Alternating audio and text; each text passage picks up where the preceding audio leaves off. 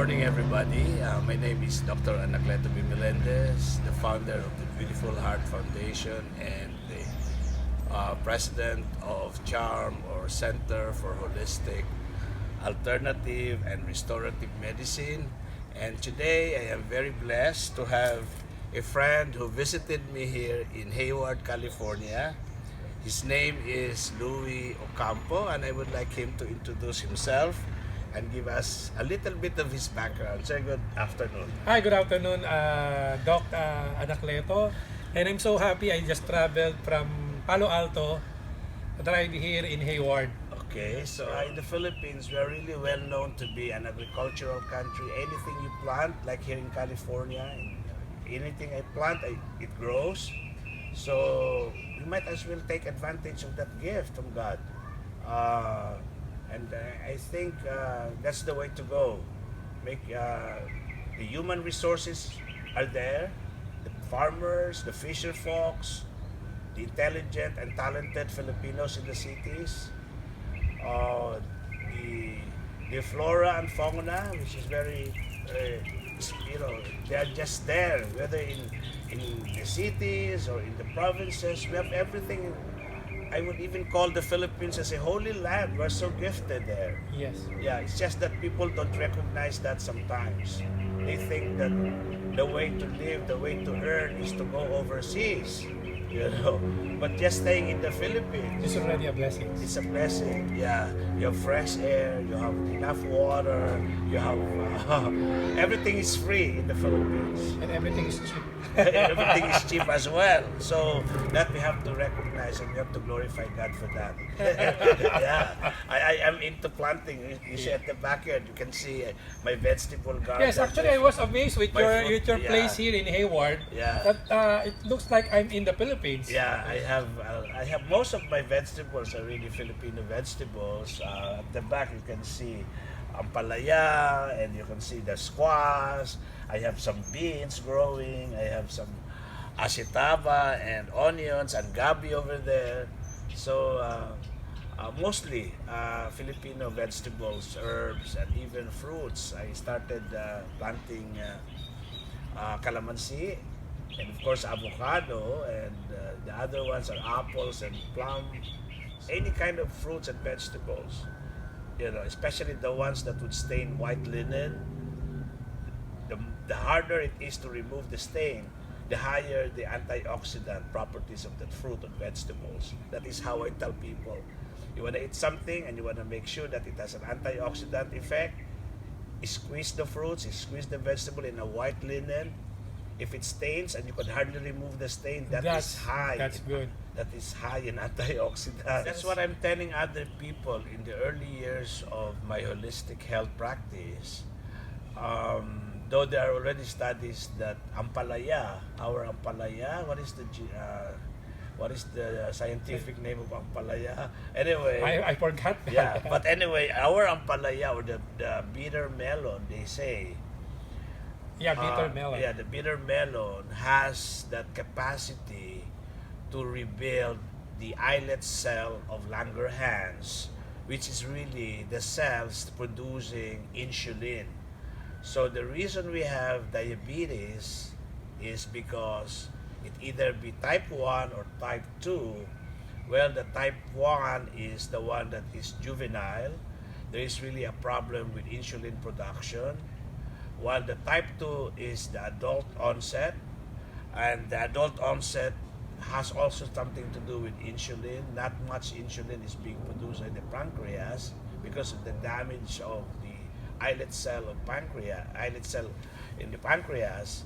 So what the ampalaya would do is to repair the damaged islet cell of Langerhans. We call it islet cell of Langerhans. Islet cell of Langerhans. Yeah, producing the insulin. So if you repair that, especially in adult onset, then you start producing insulin, which is really the hormone that supposedly would act on blood sugar or glucose.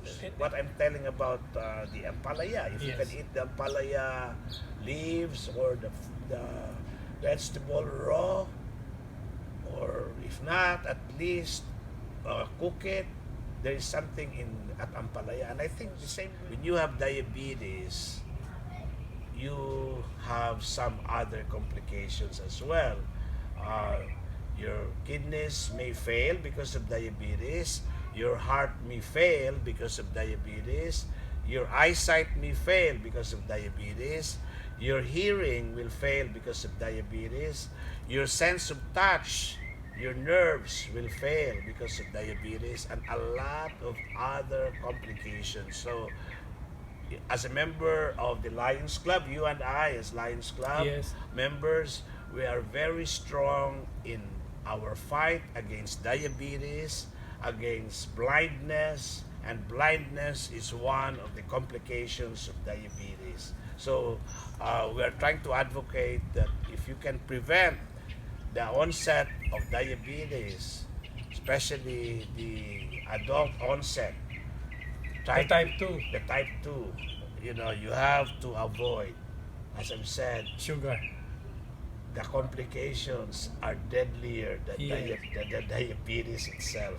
You see, you can be diabetic, but you have to control your blood sugar level. I support still the use of hypoglycemic drugs like metformin and glypiride and other pharmaceuticals. I support the use of insulin, injectables, especially in very high levels of blood sugar that would result to diabetic coma. So these drugs are very effective for emergency purposes to instantly lower the very high. When I say high, the blood sugar level will be in the range of 400 to 600, and usually we get these patients in the emergency room in ketoacidosis, diabetic ketoacidosis, meaning to say they are in diabetic coma. They could hardly be awakened up. They are almost comatose, almost dead. So in those cases, that's the role of the insulin, the hypoglycemic drugs, the intravenous fluids. So do not take for granted diabetes, because you may end up dead because of diabetic ketoacidosis and diabetic coma. And prevent it, especially even though you don't have it yet. But I would still advocate that the best form of medicines would come in its natural packaging, meaning to say you have to plant your own acetaba, which is also very high in antioxidant. You have to plant your own malunggay. You have to plant your own ampalaya and other vegetables and fruits, because that would ensure that what you plant is free from insecticides, free from fertilizers, and that is really what I would like to push for Project Green Ministries. That's nice. Anything that's coming from God, not tainted by artificials, chemicals, eat it raw, take it from the tree, like I have plums there. You either take it from the tree or take it from the ground when it falls and it's still edible. Eat it, squeeze it if it's lemons. I have lemons at the back, calamansi, squeeze it and drink it fresh. Most of our farmers and fisher folks, I think, are coming from the indigenous people. And we have to help the indigenous people as well, because they are the ones who are marginalized. They are the ones who have less education, less opportunities in the urban areas. So what's left for them are the lands, the seas, the rivers. So we have to motivate them and teach them at least the more effective way of farming and fishing, and